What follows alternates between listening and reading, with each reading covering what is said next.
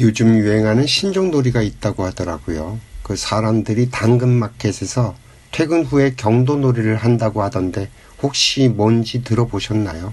이런 이야기를 접하게 되면 아이고 제 스스로가 늙은이라는 생각이 듭니다. 20, 30대 청년들이 직장에서 퇴근을 하고 자기가 사는 동네를 기반으로 하는 당근마켓에서 신용평점이 좋은 사람들을 기반으로 서로 만나서 경찰과 도둑이라는 술래잡기 같은 게임을 하고 쿨하게 헤어진대요. 이걸 뭐라고 이해를 해야 하는 건지 참. 제가 당근마켓을 쓰지도 않지만 그래도 어떻게 돌아가는지 정도는 알고 있었는데 당근마켓 동네생활 게시판에 오늘 오후 7시 무슨 공원에서 경도하실 분 구합니다라는 글이 심심치 않게 올라온다고 합니다. 헬스장은 지겹고 또 러닝크루도 싫은 사람들의 신종놀이래요. 이런 모임에 기반한 신용을 보장할 수 있어야겠죠. 이 경도놀이가 완전히 생뚱맞은 건 아닌가 봅니다. 이게 뭔가 궁금해서 검색을 해보니까요. 트레바리, 네플령과 문토 같은 키워드들이 같이 올라옵니다. 혹시 이런 것들에 대해서도 알고 계시나요? 아이고 참 이 말하기 훈련을 하다가 이제는 별의별 걸 다 알게 됩니다. 뭔가 이유가 있겠죠? 내 앞에 오는 것들은 결국 나를 위해 찾아온 정보들이니 일단 꿀꺽하고 받아 먹습니다. 트레바리가 뭐냐 하면 유료 독서 모임 서비스 플랫폼입니다. 그 뜻은요, 원래 남의 말에 반대하길 좋아하는 사람이라는 순 우리말이라고 하더라고요. 아마도 그 비판적인 사고를 하자는 뜻이었겠죠. 이게 멤버십으로 운영이 되는데 보통은 한 4개월에 한 시즌이라고 하고요. 가격이 어마무지합니다. 3, 40만 원이라고 해요. 그리고 모임 이틀 전까지 독후감을 안 쓰면 그날 모임 장소에 가도 문 앞에서 쫓겨난다고 합니다. 돈을 아무리 냈다고 해도 국물도 없다네요.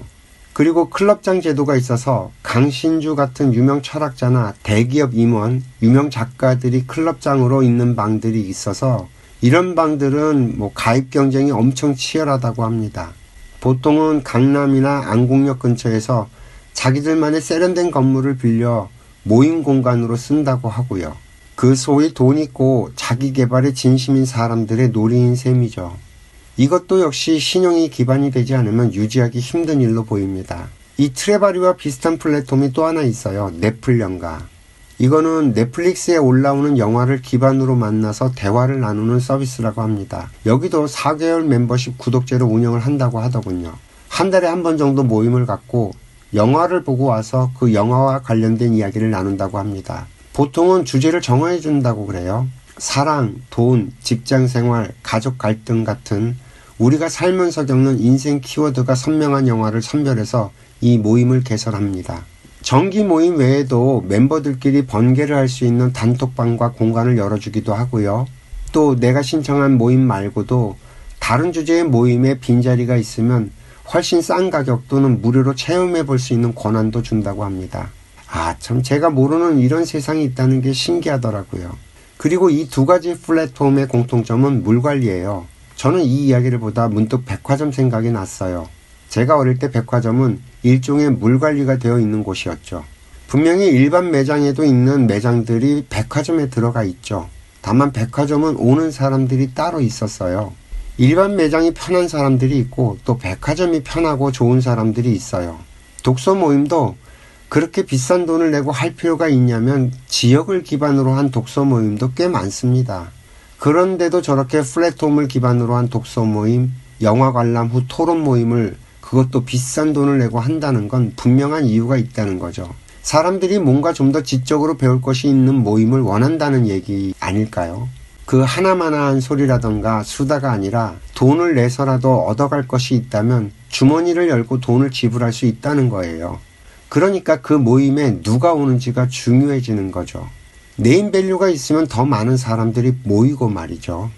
또 하나의 특징은 모임은 모임에서 끝난다는 익명성 같은 것에 매력이 있다는 생각을 한다는 겁니다. 사적인 관계를 원치 않는다는 거예요. 여기에서 고개를 좀 갸웃하게 만드는 부분이 생기긴 합니다. 왜냐하면요, 그 사람의 배경이 없으면 같은 책을 읽어도 같은 영화를 봐도 생각하는 바가 달라서 그 사람이 하는 말을 이해하기 어려울 수도 있거든요. 아무튼 이렇게 돈을 내고 모임을 한다는 자체가 신기했습니다. 이 플랫폼의 문제는 결국 물관리와 신용일 것 같아요. 왜 이 백화점도 대중화가 되고 보편화가 되면서 이 물관리가 실패하면서 결국엔 사양산업이 돼버린 것처럼, 물론 백화점도 물관리를 하기 위해서 명품관 같은 걸 계속 꾸준히 유치하고 공을 들였지만 그 명품마저도 흔해지면서 사실 유명무실해졌죠. 마찬가지로 이 플랫폼들도 결국 물관리가 생명일 거예요. 아마도 그래서 4개월 구독 서비스라는 식으로 문턱을 만들었을 테고요. 그리고 유명인이나 작가 같은 사람들을 섭외하는 방법도 그래서 고안이 됐겠죠. 그런데 저는 결국 어떤 것도 소용이 없을 거라는 생각이 들어요. 아무리 똥파리를 쫓는다고 해도 근본적으로 똥이 있는데 해결이 될 리가 없잖아요. 우리들은 항상 문제의 근본은 보지 않고 현상만을 쳐다봅니다. 암튼 그래요. 또 이와 비슷한 플랫폼으로 문토라는 게 있답니다. 문, 도어를 두드려서 토크를 한다는 뜻으로 지어진 이름이랍니다. 원래는 도서나 음악 같은 문화예술 모임으로 시작을 했었는데 지금은 이 앱이 워낙 커지면서 관심사 기반 번개 모임의 대명사가 됐다고 합니다. 오늘 저녁에 같이 삼겹살 먹을 사람, 주말에 북한산 갈 사람 하고 앱에 올리면 모르는 사람들이 순식간에 모이는 시기라고 하네요. 대신 여기에는 문턱이 없습니다. 참가비 5,000원 혹은 각자 먹은 만큼 결제라는 식으로 아주 가벼운 만남이 주류를 이룹니다. 앱을 열면 지금 당장 내 주변에서 열리는 모임이 수십 개씩 뜬다고 하네요. 전시회 가기, 러닝하기, 맛집 탐방 등 목적이 아주 뚜렷한 게 특징이죠. 대신 문턱이 낮은 만큼 사고가 많이 일어난다고 합니다. 이성 헌팅을 목적으로 또 보험 영업을 목적으로 날파리들이 꼬여들어서 가볍게 만났다 돈을 빌리고 잠적을 한다거나 무례하게 행동하고 탈퇴해버리는 사고가 종종 일어난다고 합니다. 그리고 제가 처음에 언급했었던 당근의 그 경도놀이와 가장 닮아있는 플랫폼이고요. 저는 이런 현상이 어제 얘기했었던 동네 마실과 연결이 되더라고요. 저는 어릴 적에 동네 또는 시내 가게 사장님들과 친해서 혼자 나가도 몇 시간씩 잘 놀다 들어왔었거든요. 사람들과의 대화가 끊이질 않았죠. 그러나 지금은 그 관계들이 모두 단절되거나 분절이 되어버렸어요. 문득 아날로그와 디지털 생각이 납니다. 있는 그대로의 상태를 아날로그라고 한다면 1과 0으로 구분해서 숫자로 표시되는 디지털의 차이랄까? 온라인과 오프라인의 관계라고 할까? 분명히 우리 인류는 온라인과 컴퓨터라는 디지털로 인해서 훨씬 더 빠르고 명확한 세계를 만들었습니다. 지구 반대편과도 실시간으로 연결이 되고 언어가 달라도 보다 명확한 근거를 가지고 거래를 할 수 있어졌죠. 덕분에 우리 사회의 규모도 엄청나게 커지고 그로 인해서 누릴 수 있는 풍요도 훨씬 많아졌어요. 그러나 우리 삶에서 뭔가를 자꾸 잃어가게 됩니다. 자꾸만 세상을 쫓아가지 않으면 뒤처질 것 같은 갈증이 생겼죠. 세상은 자꾸 변하고 빠르게 움직이는데 나만 뒤처져 있는 것 같습니다. 이 속에 깝깝함이 쌓이죠. 그런데 맘 편하게 대화를 나눌 사람이 없습니다. 그렇게 우리의 가정은 해체가 되고 마을 공동체는 분리가 되고 직장 회사에서도 효율성과 성과만을 바라보니 말을 하고 싶어도 말이 통하지 않아졌죠. 저는 이 현상을 보면서 인간이 살아가는 본질은 변하지 않을 거라는 생각이 들었어요. 사람들은 결국 말이 고파요. 과거에는 정보가 사람들을 통해서 들어왔는데 이제는 온라인을 통해 거의 모든 정보들이 쏟아지듯이 들어옵니다.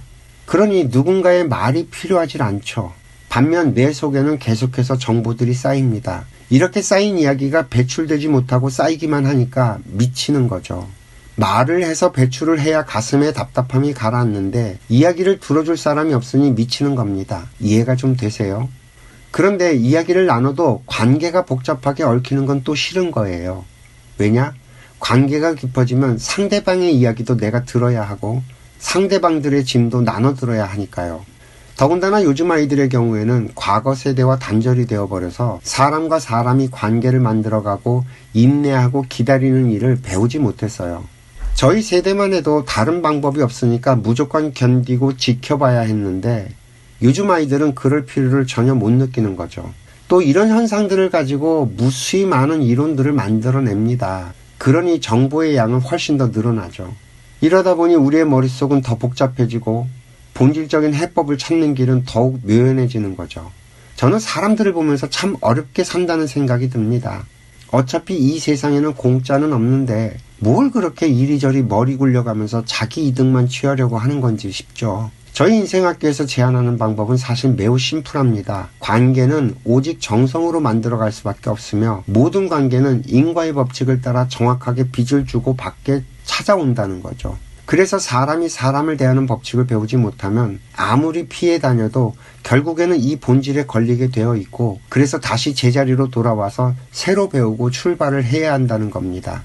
아무리 우리가 플랫폼에서 물관리를 하고 신용을 만들려고 해도 사람은 무슨 짓이든 벌릴 수 있다는 본질을 놓쳐버리게 되면 결국 똥파리는 끼게 되어 있고요. 몰락하는 백화점의 전철을 다시 밟게 되어 있다는 겁니다.